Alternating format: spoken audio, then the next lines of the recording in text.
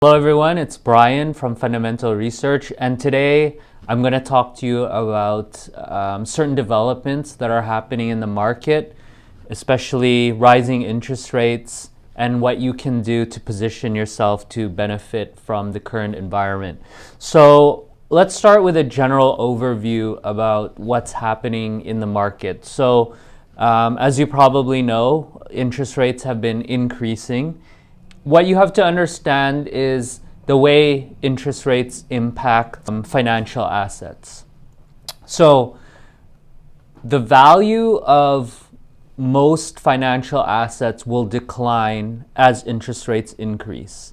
So for example, stocks and bonds, the values, as you can see in the market daily, is more volatile, but also in general they've been declining as rates have increased, and that's because these are longer term assets.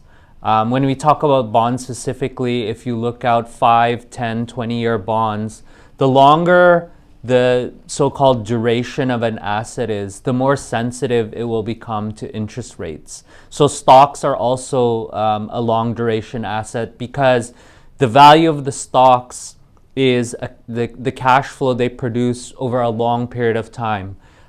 Same with like a 30-year bond.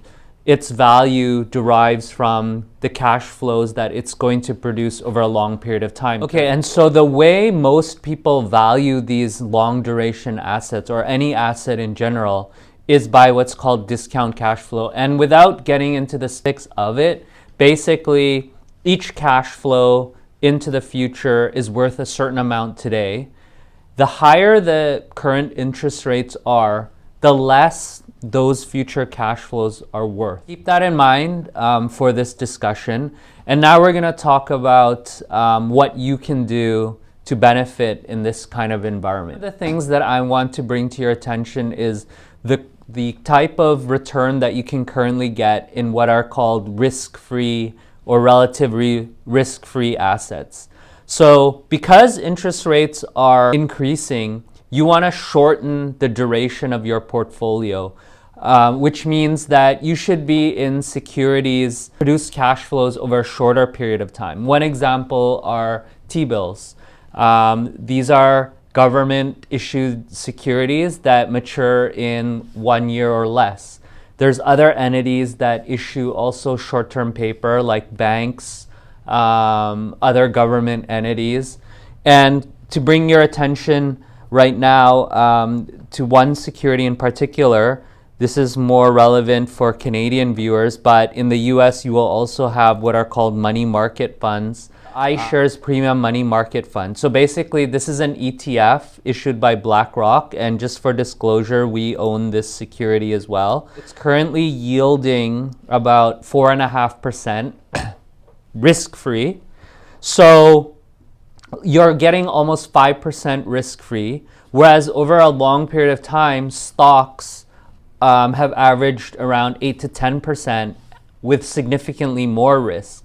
So when you look at it from that perspective, what's happening in the market will make more sense to you.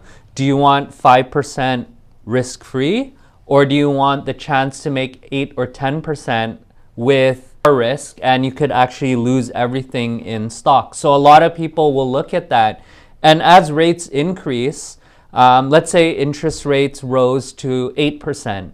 Now you have a situation where you can get 8% risk-free or 8% in something risky like stocks. Then it becomes a no-brainer. Everyone is going to choose the risk-free assets, and stocks would plummet more. So going back to this money market fund, CMR, this is just one example. There's many out there. It's currently offering 4.5% risk-free. And the reason it's risk-free, it's because it's investing in securities like Government of Canada T-bills, provincial short-term paper, bank paper. These are very secure securities issued by governments and banks. So you lend money for 90 days or up to a year to the Government of Canada, and at the end of the year they pay you back with interest. The chance of that not happening is close to zero. So that's why it's risk-free.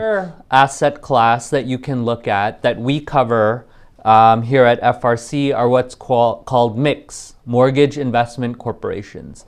So these are alternative lenders. They lend money to people who, for whatever reason, cannot qualify for mortgages with banks. And it's usually short-term mortgages. So what I mean by that is these entities will lend money to people to buy a home for periods of less than 1 year. So just like I mentioned earlier, you want to be in shorter duration assets. This is kind of the idea here.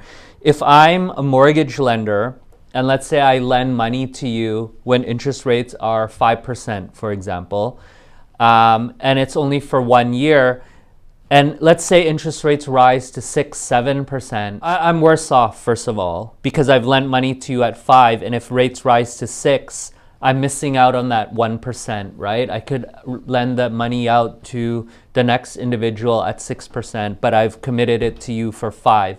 But the good news is I only have to wait 1 year till that mortgage comes due, and then you pay me back, and then I can lend it out 6% or whatever the current rate is. Had I lent that money to you for a long period of time, which would be a long duration asset, now I'm stuck at that 5%. Let's say it was a 5-year mortgage. I lent it out to you at 5%. Now if rates rise to 6, 7%, I have to wait 5 years for me to get that money back from you in order to lend it out to somebody else at that higher rate. That's why you want to be in a shorter duration when rates are rising. So anyways, these mortgage companies, 90% of their portfolio is on less than 1 year duration. They're relatively low risk. I wouldn't say they're no risk, but they are more risky than the government of Canada, of course, because you're lending money to individuals who might lose their job, they might not pay you back, they might default on the mortgage. But 90% of these loans are in residential mortgages. 3 that I want to mention, 2 are private. One is called First Circle. Our analysts have a 9% expected yield on that right now, and that's to reflect the increased risk you're taking on by investing in these securities. The next one is called 3 Point. Our expected yield is 7.1% on this right now. And then a public MIC that we cover is called Timber Creek. And they're currently yielding 10.88%, which is historically what you are going to get investing in stocks. Rates cannot keep rising forever without significantly harming the economy. So at some point, as inflation cools, the central banks will start lowering rates. You want to be positioned for that scenario when it happens, and that will involve shifting to longer duration assets like longer term stocks and bonds, or longer term bonds and stocks. And that way, when rates come down, those assets should get some capital appreciation. So if you enjoyed the video, if you did, please like and subscribe to our channel. We'll come out with content every week to help you become a better and more informed investor. Thanks for watching.